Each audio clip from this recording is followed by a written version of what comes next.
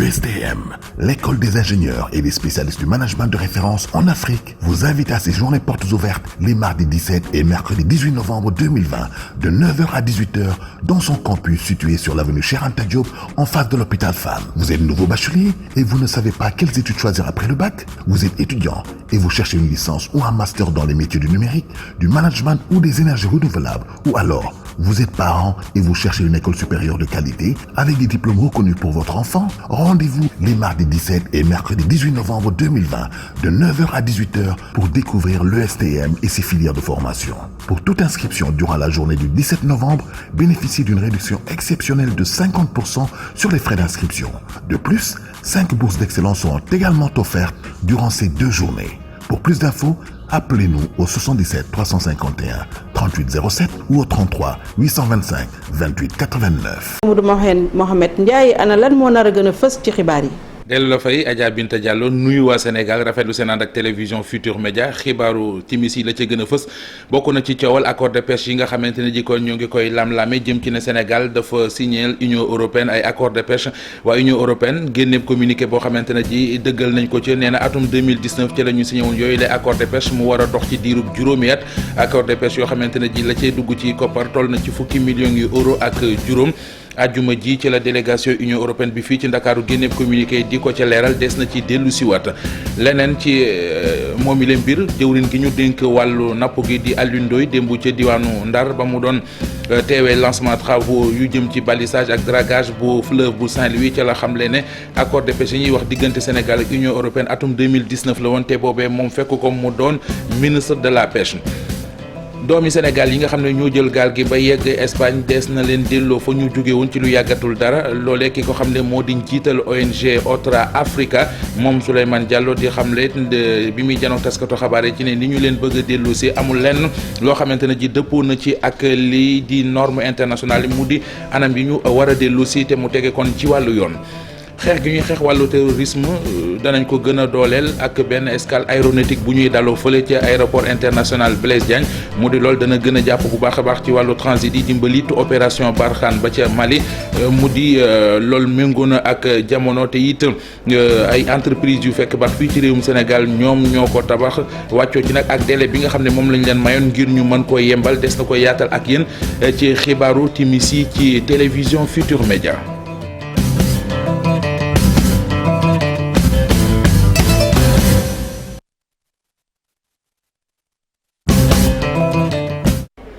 mbokk yi ñoo ngi leen di nuyu bu baax a baax dellu di rafetlu seen ànd ak télévision Futur Média ni ñu ko junjee woon ci bopp bi rek la ñu duggee ak yéen ci yaatal gi doore xibaari timis yi ak lu jëm ci coowal accord de pêche yu ñu ne gouvernement bu Sénégal da ko signé Union européenne loolee délégation Union européenne bi fii ci réew mi génne nañu ab communiqué di ca leeral la ñu wax ci communiqué ba moo di loolee di accord de pêche lu am la ñi ngi ko séqoon ak gouvernement bu Sénégal atum 2019 mu war a dem ci diirub juróomi at lu toll ci fukki millions yu euro ak juróom la ñu ca dugal délégation Union européenne bi fii communiqué bi ñu génn doon ci leeral dañu ci ànd ak i leeral ak ki nga xamante ne ji moo di Ousseynou Diop.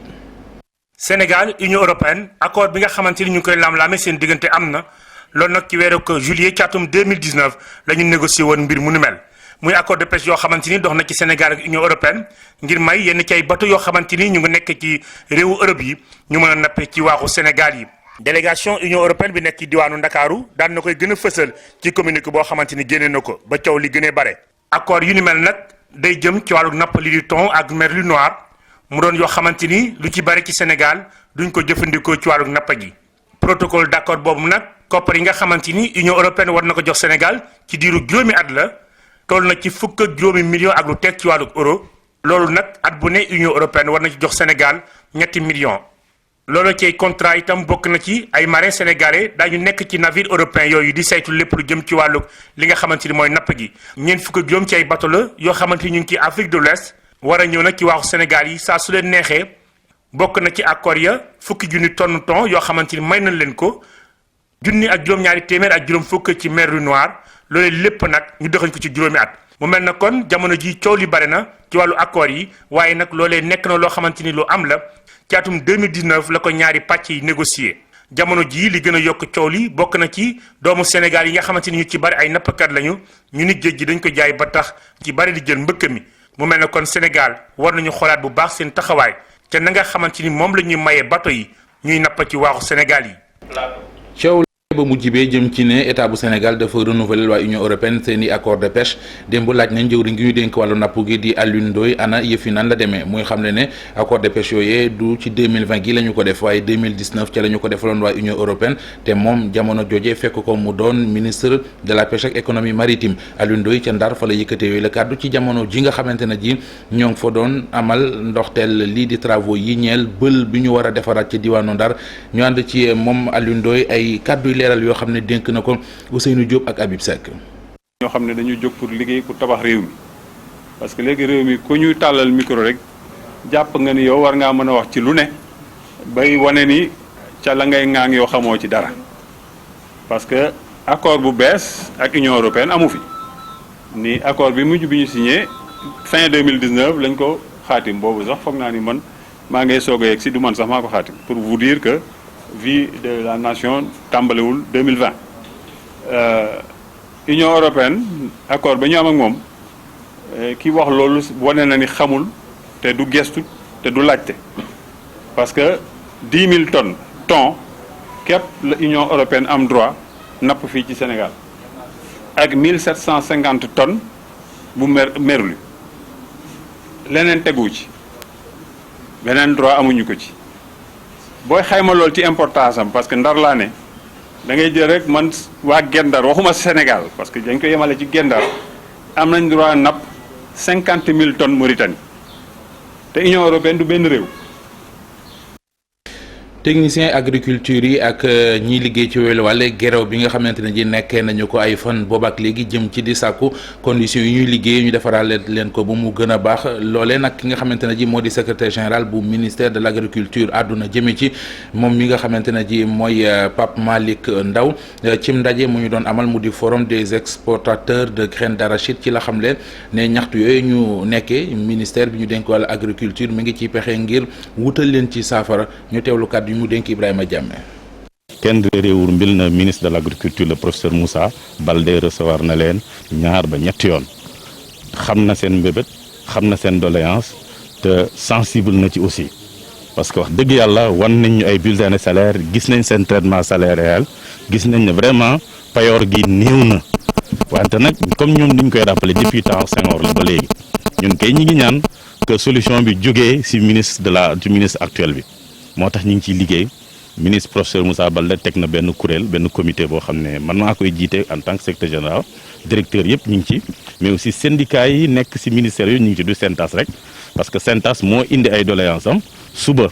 SDTS mën na indi doléance am gannaaw suba syndicat wu DPV mën na indi doléance gannaawaat suba syndicat wu ISRA wala ANCAR aussi mën na indi ay doléance yi ñu ngi koy étudier te am na yenn indemnité yoo xam ne foog nañ ne suñ fa jaaree yàlla mën nañu ci may ndam comme indemnité de logement xam ne ñoom amuñ ko mais nag ñu ngi ciy waxtaan ak suñu collègues yi nekk ministère des finances ak ministère de la fonction publique pour que naka la ñuy def yan gymnastique la ñuy def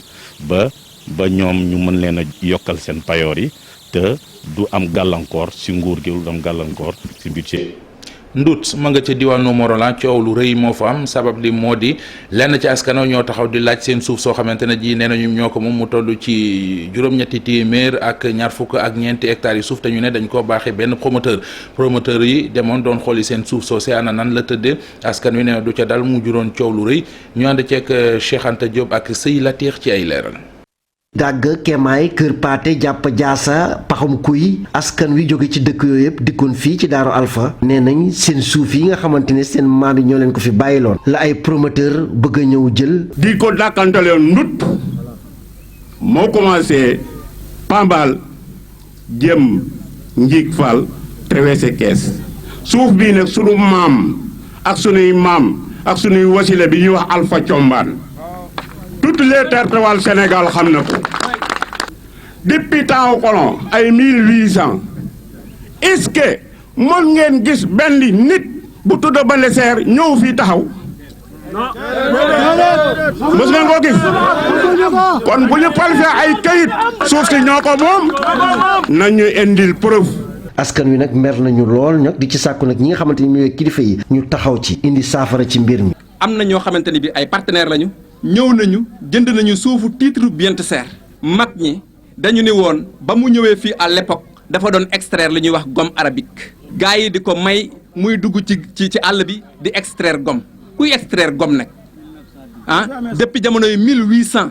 ba tey nga ñëw tey nga ni fa nga doon extraire gomme boobu yow yaa ko moom mais dama ne nduttu pareegul te duñu mës a pare pour suuf si ñu joxe ko 824 hectares titre foncier. askan wi nee nañ de ñoom du ñu dellu ginnaaw ci xeex bi. te it la ñuy ragal moom mooy projet bii de bu jàllee dëkk yu bëri de daañu.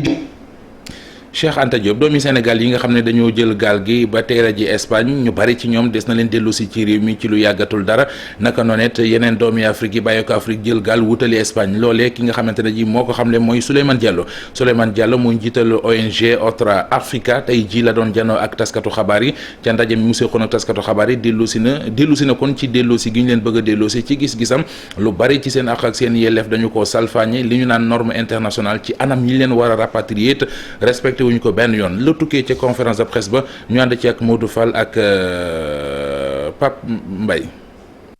pour marquer deuil bi nga xamante ni internet yi amal nañ ko tey ci Sénégal ONG Otra Africa moom daal di nay ñaawlu sénégalais yi nga xamante ni delloo si nañ leen te respecté wul benn yoon yi nga xamante ni moo di loi internationale yi. xale yi bu ñu jëlee li ñu jël yëpp dem ba yegg naam dañ leen delloo bi moom ala kulli alin dina am liñ si war a mën a teg te tënk ko. mooy ni que ndëgam ñoom seen biir xel ak seen biir xalaat mooy delloo leen Sénégal te xam nañu ay doomu Sénégal lañu droit international dafa am lu mu si wax nañu fexe ñu respecter droit international boobu suñuy delloo doomu Sénégal yi bu ñu leen sànni si àll bi. bëri na ci ñoom tey ñu nekk ci île yu Espagne yi loolee président bu ONG bi xam ne ko yokk na ci ni Croix-Rouge ya nekk ci Espagne sax. dañoo déborder ndax lim ya fa nekk. si xabaar yu wóor te firnde mooy ni que Croix-Rouge bi nekk Las Palmas dafa déborder affaire de mar d'Italie da leen ëpp doole dañu woote wàllu si yeneen Croix-Rouge yu Saragossa ak yeneen province yi loolu moom leer nañu loolu moo tax ñu ne kon de ñii ñoom affaire bi ëpp na dayu si ñoom. bëri na tey ay sénégalais yoo xamante ni daañu leen delloo si fekki fan. ni ñu gisee gaal téeméer di si nekk nañu jàpp ni que si ay fan yu néew avion dina ñëw àndaale ñetti téeméer donc loolu tamit ñu jàpp ko ñu xam ko te may wax ni que tamit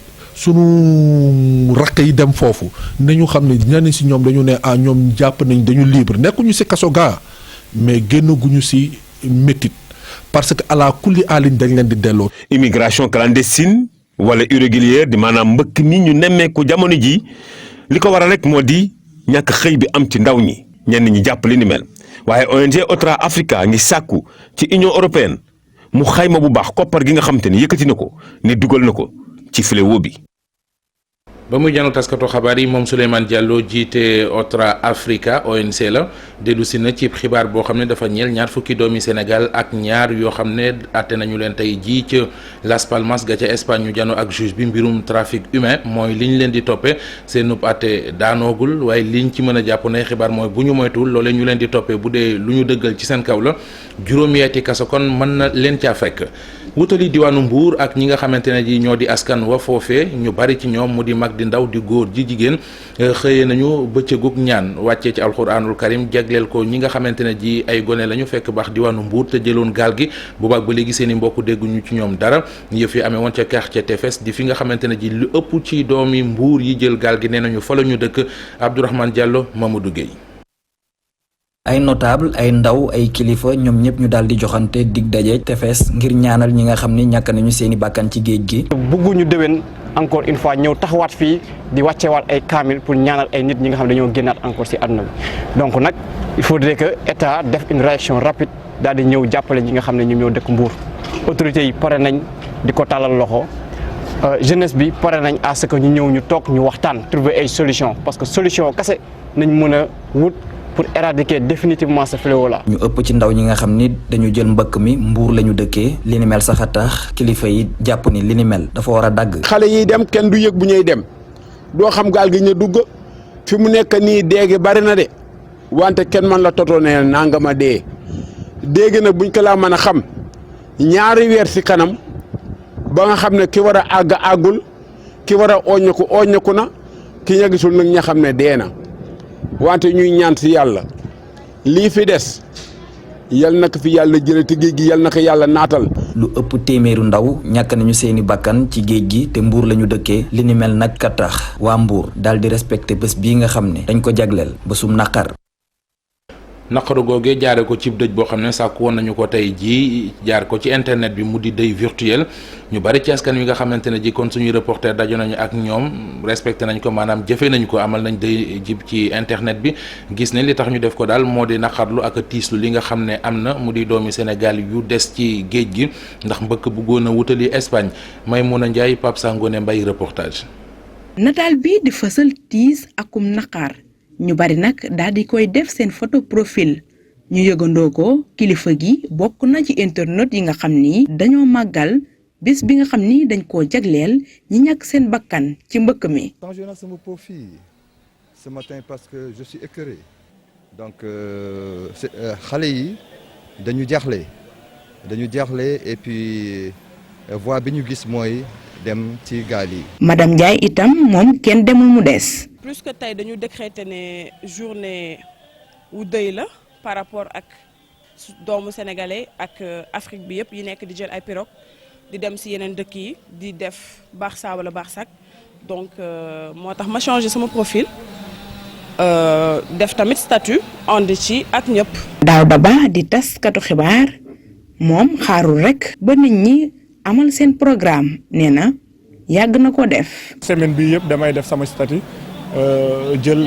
li nga xamante ne moom moo nekk image deuil national dama ko siy def souvent aussi damay sensibiliser nit ñi si li nga xamante ne mooy sama statut parce que ñu bëri dañ koy xool c'est le moment aussi nga sensibiliser ñenn ñi wax leen si li nga xamante ni tey la ñu war a mën a def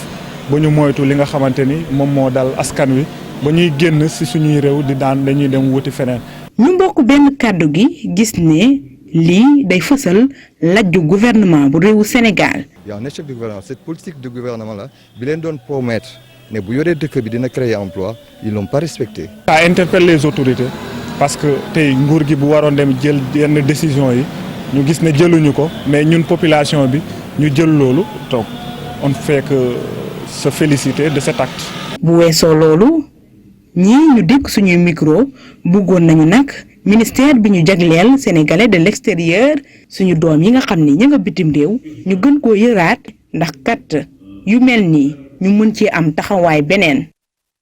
waxtaane wàllu njàng meeg njàngale mi ubbi teg école gi ànd ak jal bokk na ci jalti kon bokk na ci école yi nga xamante ne école privée la ñu taxaw ne nañu leen fay ñetti weer yi nga xam ne toog nañ ko jàngale wuñ ko ci jamonoy coronavirus gi lenn ci parents d'élèves ne du ca dal yëf yi dem ba yegg ci yoon ki nga xamante ne ji ab juriste la di maître Abdoulaye Tine moom jàpp na ne du ay plainte moo koy lijjanti ndax boo dee seet ñaar wàll yëpp di école privée yi di parents d'élèves yi ku ca nekk fa nga jàpp lu dëgër la état bi kay moo ci war a taxaw ci naka bokk na ci ba ci taxawal commission ad hoc boo xam ne ci la ñu koy lijjanti maître Abdoulaye Tine ñu déglu ko ci kàddu yi nga xam ne dénk na ko Alassane Ba ak Pape Sangone Mbaye.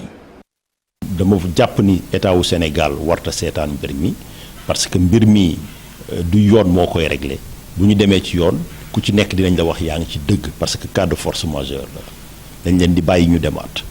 donc bu ñu bëggee lijjanti mbir mi duñ leen wax ñu porter plainte parce que mbir mi dana jël juróom benn weer wala diiru ñaari at bu dee am na ay appel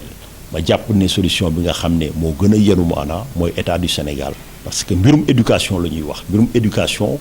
état moo ko yor mën na reconnaître ay privé ñu def ko donc état moo leen ci xajal mais pàccu état la donc état du Sénégal dafa war a jëlaat responsabilité am teg benn kuréel benn commission ad hoc kuréel boobu nag mën na woo école privée yi ñu wax leen ñu def seen déclaration de créance wax yan bor lañ leen yoral léegi ci loolu nag bu ñu ko saytoo xool fësal ni loolu am na état du Sénégal peut-être foog mu dugalaat loxoom ci poos jënnewaat xaalis teg ci table bi wa illaa bu ko mënul mu jéem a accordé lu ñuy wax ay crédit d'impôt maanaam ci at yii di ñëw ñu ne leen ci impôt yi ngeen war a fay wàññi leen jën lii noonu laa ko gisee. xeex gi ñuy xeex wàllu terrorisme danañu ko gën a doole loolee ak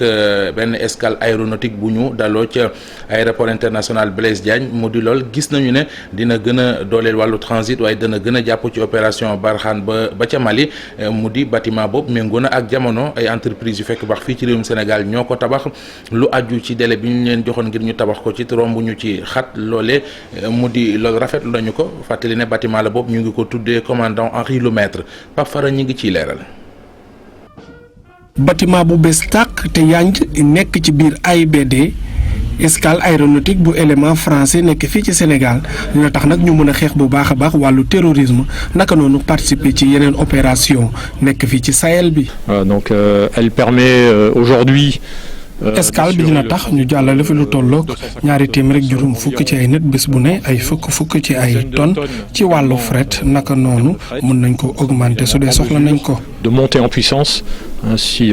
ça s'avérait nécessaire. dañuy dugal suñu loxo tamit jàppale opération Berkane bi nga xam ne ñoom ñooy xeex terrorisme ci Sahel naka noonu tamit taxaw ci watu ñi nga xam ne ñoo nekk suñuy partenaires alliés yi ngir xeex wàllu terrorisme.